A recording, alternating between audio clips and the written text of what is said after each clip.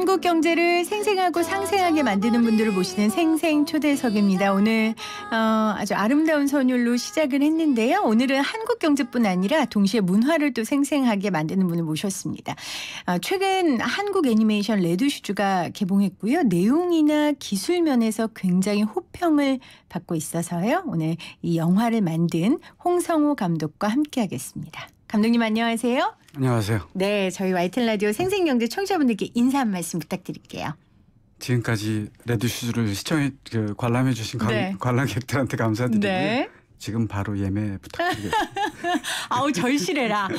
감독님 말씀에서 너무 절실한 게 느껴지는데 영화 개봉을 언제 했죠? 7월 25일에 했고요. 예. 꽤 많은 분들이 모셨는데 아직도 배고프세요? 저희가 제작비가 워낙 크고 맞아요. 기대치 수가 좀 높기 때문에. 맞아요. 제작비가 220억. 애니메이션인데 사람 한 명도 안 나오는데 사람이 만들었지만. 그렇죠. 사람이 많이 오랜 기간 만들다 보니까. 얼마나 걸리셨어요? 저희가 프로덕션만 4년 정도 걸렸고요. 네. 그 전 이제 뭐 시나리오 쓰고 뭐 프리하고 하는 것까지 하면은 거의 9년. 세상에. 네. 그 처음 시작도 감독님이 하신 거고? 그렇죠. 감독님한테는 산고의 고통을 몇 번을 겪은 작품이겠네요. 그렇죠. 그렇군요. 여러분 도와주십시오. 자, 저희가 YTN 라디오 생생경제가 그냥 많은 영화들이 있는데 왜 이 영화의 감독을 모셨겠습니까? 이게 한국 경제나 문화에 있어서 굉장히 중요한 의미를 가진 영화이기 때문에 저희가 모셨는데요. 그 이유를 좀 알아보도록 하겠습니다. 사실은 제가 감독님 뵙기 전에 영화를 보려고 제작진들하고 영화를 보려고 했는데 세상에 영화가 오전에만 계속 돼 있는 거예요. 저 직장인인데. 네. 이거 그래갖고 우리가 생생경제 제작진답게 이거 스크린 독과 점 아니야? 막 이러면서 상영관을 이렇게 주면 어떻게 막 이랬거든요. 맞나요? 저희가 상영관이 많이 적죠 지금. 많이 적은 오전밖에 없던데요. 요즘 워낙 그 영화 극장 성수기잖아요. 그러다 보니까 이제 큰 작품들이 많이 걸려야 되고 또 아시다시피 디즈니가 거의 점령을 하고 있고 약간 이제 그런 것들이 겹쳐서 그러다 보니까 저희 쪽은 이제 배당되는 게 적은 거죠. 극장 성수기라고도 하셨지만 애니메이션 성수기이기도 해요. 지금 방학철이잖아요. 네. 지금 애니메이션을 개봉을 많이 해줘야 그래야 많은 사람들이 볼 수 있는데 좀 아쉬운 점이 있었습니다. 좀 많은 스크린에서 좀 볼 수 있었으면 좋겠고요. 저희 제작진들이 굉장히 어렵게 봤는데 굉장히 재미있었어요. 그리고 아주 여러모로 좀 놀란 부분이 많습니다. 먼저 이 레드슈즈 어떤 내용인지 좀 얘기를 해주시겠어요? 그 외모 편견에 대한 얘기를 좀 하고 싶어서 그래서 백설공주와 일곱난쟁이에서 가장 유명한 대사가 그거잖아요. 거울아 거울아 세상에서 누가 제일 아름다니. 그 얘기를 좀 뒤집고 싶었고요. 그래서 일곱난장이를 이게 그냥 우리가 늘 보고 있었던 일곱난장이가 아니면 어떨까라는 생각 때문에 얘네들을 편견이 갖고 있는 애들한테 저주를 줘서 좀 모습을 바꿨으면 좋겠다 했고 공주는 또 우리가 늘 알고 있는 전형적인 공주를 좀 바꿔봐야 되겠다 그래서 그 둘의 입장을 완전히 바꿔서 해놓은 거죠. 그래서 둘의 저주를 풀기 위한 이야기들입니다. 우리가 백설공주 하면 원래 예쁜 금수저 원래 예쁜 공주인데 사실 이 영화에서는 얘기해도 되는 거죠? 네, 예쁘지 않은 공주인데 저주에 걸려서 예쁘지 않다고 하면 큰일 나고요. 그건 아닌 것 같고 우리가 전형적인 예쁨과는 다르잖아요. 공주로 바뀌고 우리가 그냥 보통 일반적인 사람의 모습인 공주인 거죠. 공주도 사람이니까. 그렇죠. 그리고 일곱 난쟁이들 같은 경우에는 원래는 뭐라고 얘기해야 돼? 되게 조심스러워지네. 감독님한테 혼날까 봐. 그러니까 그냥 못생긴. 원래 난쟁이들의 원래 모습이 못생긴데 영화에서는 원래는 되게 멋있는데 마법에 걸려서 이제 못생기게 저주를 받아서. 그러니까 우리가 생각했던 캐릭터와 다르게 조금 약간 반전 캐릭터가 있었습니다. 그렇게 하신 이유는 아까 말씀하신 것처럼 그 편견, 외모에 대한 편견을 좀 깨고 싶었다라고 말씀을 하셨어요. 영화를 본 사람들의 많은 분들이 아마 이 이야기를 했을 것 같아요. 한국 만화 같지 않아. 한국 애니메이션 같지 않아. 그리고 저도 한국말인 줄 알았는데 영어더라고요. 그 이유가 있으세요? 한국 애니메이션인데 클로이 모레츠랑 네, 샘 그림도 디즈니스러웠고 클레이 모레츠하고 샘 클라플린이 연기를 했어요. 네. 굉장히 유명한 헐리우드 네. 배우. 이유가 있으세요? 우선은 애니메이션이 이제 제작비가 그렇게 많이 들어가는 프로젝트를 네. 해야 되고 그다음에 이제 보통 한국의 영유아 쪽 그 애니메이션만 있다 보니까 맞아요. 시장이 커지지가 않아서 저희가 시장을 확대하려고 이제 디즈니에 가까운 메이저 스튜디오 스타일로 만들고 싶었는데 그러려면 이제 돈이 워낙 많이 들어가잖아요. 근데 그 220억을 사실 실사 영화에서도 투자하기가 어려운 금액이라서 그 정도 금액을 투자하고 이거를 회수하려면 이제 글로벌로 나갈 수밖에 없는 게 기본 상식이거든요, 업계에서. 그래서 이제 기본적으로 영어에 입을 맞춰서 하고 그다음에 이제 각 나라별로는 각 나라에 맞게 이제 그 나라에 맞게 더빙을 하는 거죠. 그러면 지금 해외에서 지금 개봉을 했습니까? 레드슈즈가? 한국이 제일 최초 개봉이고요. 네. 그다음에 이제 9월서부터 포르투갈, 러시아, 독일 뭐 이런 순에서 120여 국가에서 개봉할 예정입니다. 그렇군요. 아직 해외 반응은 네. 그럼 모르겠네요. 해외에서는 저희가 모니터링만 좀 해봤고 그래서 한국 스코어가 되게 중요해요. 여러분들 다시 한번 한국 경제뿐만 아니라 한국 문화의 위상을 네. 높이기 위해서는 이 한국 스코어가 굉장히 좋아요. 왜냐하면 우리 건데 그러니까요. 우리가 안 보고 어떻게 외국의 사람들한테 팔 수 있겠어요. 그렇죠? 그게 이제 해외에서 보고서 한국이 작은 시장이 아니거든요. 그래서 한국에서 잘 되면 자기네들도 잘 될 거라고 해서 투자를 많이 하겠죠. 네. 아까 영유아 중심의 애니메이션에서 좀 벗어나고 싶었다라는 말씀을 하셨어요. 제가 또 그 영유아 아동을 둔 엄마로서 뭔지 알아요. 이거 뭐 뽀로로, 네네. 뭐 헬로카봇. 네네. 근데 TV 애니메이션을 네. 중심으로 한 네. 영화들을 말씀하시는 것 네. 같아요. 사실 그 시장은 크죠. 크다기보다는 규모는 크지 않은데. 전 세계적으로 애니메이션이 극장에서 차지하는 비중들이 각 나라별로 다른데요. 한국 같은 경우는 예를 들어서 역대 100위 안에 애니메이션이 겨울왕국 하나밖에 없어요. 우리나라 영화. 우리나라 거. 마당을 나온 남탁은 100만 넘었잖아요. 200만이 넘었죠. 그런데도 그 100위 안에 안 들어요. 역대 흥행. 근데 일본 거 같은 경우는 일본은 역대 20위 안에 7개가 들어있어요. 애니메이션. 그래서 그렇게 명품 네. 애니메이션들이. 그리고 미국 같은 경우는 100개 안에 16개가 애니메이션이고 아시다시피 라이온킹이나 이런 애니메이션으로부터 온 영화까지 치면 거의 40%에 육박할 거예요.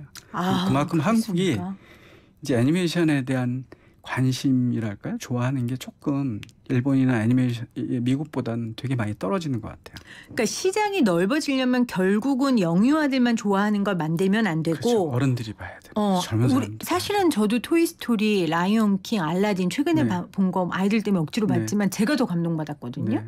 그러니까 어른을 위한 동화, 어른을 위한 애니메이션. 소위 저희가 한국에서는 가족용이라는 그런 장르가 별로 없는데 미국 같은 경우는 디즈니께 사실 가족용이잖아요. 그렇죠. 패밀리 무비가 성공을 해야지 이제 사이즈가 크게 되는데 한국에서는 이제 아까 말씀하신 그런 애니메이션 같은 경우는 아이들만 들여보내는 경우들이 많이 있잖아요.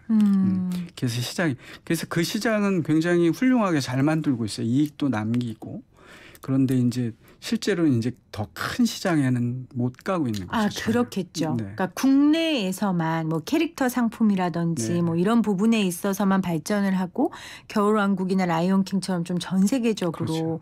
하는 게 쉽지는 않죠. 그 시장에 만약에 진입을 하면 네. 거의 뭐 자동차 수출하는 것만큼 돈을 벌 수 있을 거예요. 아마. 문화 콘텐츠가 네. 그렇죠. 전 세계에 실제로 그 패밀리 애니메이션을 만드는 회사는 5개 정도밖에 안 돼요. 실제로. 기억나시는 거 디즈니 뭐 픽사 뭐 드림웍스밖에 안 되잖아요. 네. 그거밖에 안 돼. 그들이 거의 90% 이상을 다 차지하는 시장이에요. 그러니까 거기에 진입할 수 있으면 어마어마한 시장이에요.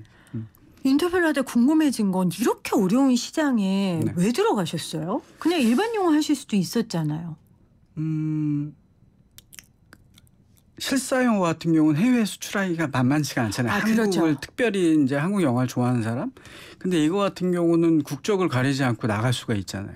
저희 것만 해도 보셨다시피 디즈니 거야? 뭐 그냥 이런 걸 느끼는 것처럼. 그래서 그 시장에 나갈 수 있다면 네. 큰 성공을 할 수 있겠다는 생각 때문에 한 거고. 네. TV를 베이스로 하는 곳은 전 세계적으로 수천 개가 넘거든요. 근데 아까 말씀드린 대로 이렇게 극장용으로 하이엔드로 만드는 건 몇 개 안 되니까. 그래서 저는 어쨌든 항상 늘 위에 올라가 있고 1등을 해야지 살아남을 수 있다는 생각 때문에. 네네. 그 전에 원더풀 데이즈 작품 CG 감독을 했었어요. 아, 그때 네. CG 감독이셨고요. 이번에 이 영화에 함께한 분 중에 김상진 네, 감독님. 그 감독님께서 디즈니에서 20년 넘게 20년 계셨죠. 넘게 일하셨던 분인데 뭐라고 얘기하던가요? 한국에서 이렇게 작품을 만들어 보니까 아 진짜 너무 힘들다라든지 아니면 한국 너무 특이하다라든지 뭐 이런 얘기가 있었나요? 제일 이제 김상진 감독님이 좋았다는 건 이제 한국말로 우리 아티스트랑 같이 일하는 게 제일 행복했다라고 얘기했고, 반대적으로 힘들었던 건 이런 영화를 만들어 본 적이 없어요. 한국에 한 번도. 그러다 보니까 할 수 있는 사람들이 아무도 없는 거죠. 그러다 보니까 저희가 원래 계획을 한 명이 일주일에 3.5초를 만들고 했는데 거의 1년 가까이를 1초씩밖에 못 만들었어요. 한 명이 일주일에 1초. 그게 무슨 말입니까? 그러니까 이제 애니메이션은 이제 배우가 찍는 게 아니잖아요. 그렇죠. 그러니까 전부 다 사람 손으로 해야 되는데 아, 러닝 타임 네, 1초, 3.5초. 1초를 만든 거야, 일주일 동안 한 명이. 그러니까 24프레임이죠. 그래서 그거를 미국에서는 이제 정말 뭐 수십 년대 아티스트들이 막 널려 있으니까 막 되게 조금만 이렇게 하면 막 만들 수 있었는데 여기는 그렇게 할 수가 없는 거죠. 만들 줄 아는 사람이 없으니까. 이 작품의 흥행 여부가 한국 애니메이션의 퀄리티를 앞으로 미래성을 결정하겠네요. 그죠. 아주 큰 획을 그으면서도 네. 이게 많은 돈이 들어갔기 때문에, 국내 자본이 들어갔기 때문에 100% 국내 자본이거든요. 왜냐하면 마당을 나온 암탉이 처음에 이제 애니메이션 치고 굉장히 흥행했었던 거였잖아요. 네네. 그때 저도 기억나니까 아이유가 노래도 부르고 네. 그리고 그 이후에 감독님도 그렇고 이제 작품들이 나왔는데 네. 그만큼 흥행을 못했단 네네. 말이에요. 그럼 사람이 위축되고 그 시장에 뛰어들기 힘든데 네. 용감하게 뛰어드신 거란 말이에요. 네. 잘 돼야 되는데. 잘 돼야죠. 그렇죠? 네. 지금 거의 디즈니 애니메이션의 눈높이들이 다 맞춰져 있고. 맞아요. 그렇죠. 근데 그게 이렇게 끝나는 게 아니고 앞으로도 계속 아이들이 성장하면서 계속 이걸 보면서 계속 디즈니 거만 소비하게 되면 한국에서는 더 이상 기회가 없어지고, 저부터도 일본 애니메이션이랑 미국 애니메이션밖에 못 보고 자라는데 앞으로는 더 그렇게 되고 있고, 그런데 더 또 이제 안타까운 거는 중국에서는 이런 애니메이션을 많이 제작을 하고 있어요. 그래서 실패를 하든 성공을 하든 계속 연습을 하고 있고, 그럼 조금 있으면 이제 미국, 일본, 중국산만 보게 되지 않을까라는 생각이 들어요. 소재 부품의 국산화만 할 게 아니라 지금 애니메이션도 우리가 국산화를 정말 해내야겠네요. 그래서 우리 아이들의 정신 세계와 문화가 관련된 건데. 이게 이제 경제 프로그램이잖아요. 네. 이게 끼쳐지는, 예를 들어서 디즈니가 애니메이션이든 영화에서만 극장에서만 돈을 가져가는 게 아니고 그렇죠. 그 부가 시장에서 그 훨씬 더 부가가치가. 몇 배 큰 거를 돈을 가져가는데 지금 현재 그러고 있는 상황인 거죠. 그 부가가치는 엄청나죠. 우리가 한류 이야기할 때 얼마나 많은 이야기 합니까? 그런 것처럼 애니메이션도 좀 한류를 불러일으켰으면 하는데, 지금 우리 유튜브 보이는 라디오 창에 김미성 님이 잠깐이지만 동심으로 돌아가서 레드슈즈 꼭 봐야겠어요. 감독님 힘내세요 하셨는데, 제가 영화를 본 결과 동심이라기보다 어른으로서 세상을 살아가는데 인사이트를 얻을 수 있는 그런 영화인 것 같거든요. 어떤 분들이 와서 그러니까 어떤 마음으로 이 영화를 봤으면 좋겠는지 우리 감독님 말씀 좀 해주세요. 제가 이제 드리고 싶었던 메시지는 사람들이 처음에는 만들 때는 외모보다는 내면을 바라라는 것 갖고 시작을 했어요. 근데 그걸 만들다 보니까 내면조차도 아름다워야 된다, 뭐 착해야 된다, 이래야 되는 게 저한테는 더 편견으로 보이더라고요. 그래서 그냥 그대로를 받아들였으면 좋겠다라는 메시지를 남기는 거였으면 좋겠다는 거고, 그리고 이제 그림은 아이들한테, 그다음에 이제 거기에 있는 메시지들은 사실 같이 간 부모님이나 어른들이 봐도 손색이 없는 내용이었으면 좋겠고, 제가 특히 하나 부탁드리고 싶은 건 아이들만 보여주지 마시고, 극장에 아이들만 넣지 말고. 왜 그러냐면 이 이야기를 보고 아이들이 자칫 그냥 이렇게 좀 의도와 달리 해석할 수가 아하. 있잖아요. 그래서 어떤 부모님들은 그런 얘기를 해주셨어요. 아이들과 보고 정말 많은 대화를 했다. 이 영화를 보고. 그래서 아이들한테 설명을 해줘야 돼. 그냥 왜 제가 저주를 받았고 얘가 왜 사랑하게 됐고 뭘 이해하게 됐는지에 대해서 부모님들이 꼭 설명을 해주셨으면 되게 좋은 영화가 되지 않을까 싶습니다. 네, 저도 아이들 데리고 가서 한 번 더 보겠습니다. 네. 이 레드슈즈 편견을 좀 깨고 싶다고 하셨는데 국산 애니메이션에 대한 편견을 깨는 또 영화가 될 것 같습니다. 기술면이나 스토리면이나 이거 디즈니 작품 많이 하는 분들 굉장히 많아요. 여러분들 꼭 봐주시고요.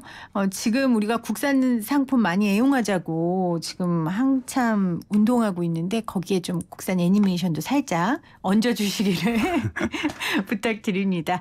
함께해 주신 레드슈즈의 홍성호 감독님 다시 한번 감사드립니다. 고맙습니다.